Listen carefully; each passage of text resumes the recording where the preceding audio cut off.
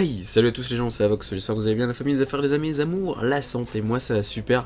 Aujourd'hui je vais vous apprendre à faire spawner des squelettes plutôt que des zombies sur la map et ce sera un tuto qui sera assez facile à réaliser. Je vous conseille d'utiliser au minimum l'arc, alors je m'explique pourquoi. Il faudra que vous activiez des crânes de squelettes à 3 endroits différents de la map, via une explosion. Seulement comme les crânes sont assez bien dissimulés, on ne sait pas exactement où ils sont, donc plus votre explosion sera forte, plus vous aurez de chance d'activer votre crâne du premier coup sans vider toutes vos munitions.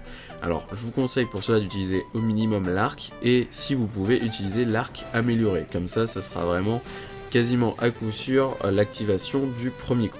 Alors pour cela vous allez d'abord vous rendre près du double tap où vous allez avoir un crâne à activer. Donc vous voyez que je vais m'y reprendre à plusieurs fois avant de l'activer. Comment est-ce qu'on sait si un crâne est activé? Il va tout simplement avoir ce bruit là.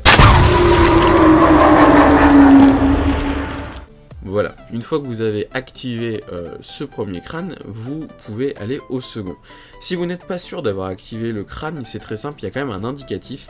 Près du dragon, donc dans la salle de recherche, vous avez une chaise où vous allez pouvoir voir apparaître différents crânes de squelettes. Quand vous aurez 3 crânes, vous aurez fini l'easter egg. Donc si vous hésitez, vous dites ben tiens, je sais pas si j'ai réussi à faire le deuxième, vous pouvez aller près de cette chaise et vous voyez tout de suite si vous l'avez activé ou non.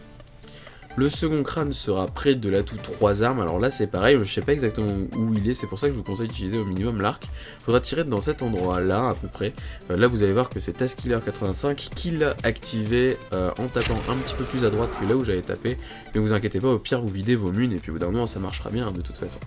Et le troisième endroit ce sera au niveau, donc au-dessus de l'atout recharge rapide.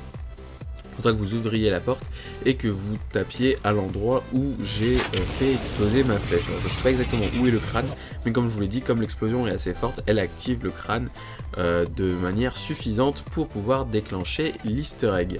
Une fois que vous avez fait ceci, vous allez pouvoir voir que vos zombies ne vont plus être des zombies, mais vont plutôt être des squelettes. Alors le bruit va être changé, la texture aussi, mais vous allez voir que c'est un easter egg qui peut être assez pénible et assez rapidement d'ailleurs, parce que comme ils sont moins texturés que les zombies, je me demande déjà si la hitbox est pas un petit peu plus petite, et puis vous allez voir aussi qu'on les voit moins bien, enfin c'est un petit peu chiant. C'est cool à faire 5 minutes, mais après vaut mieux le désactiver. Alors comment le désactiver? Justement je vais vous l'apprendre aussi, c'est très simple.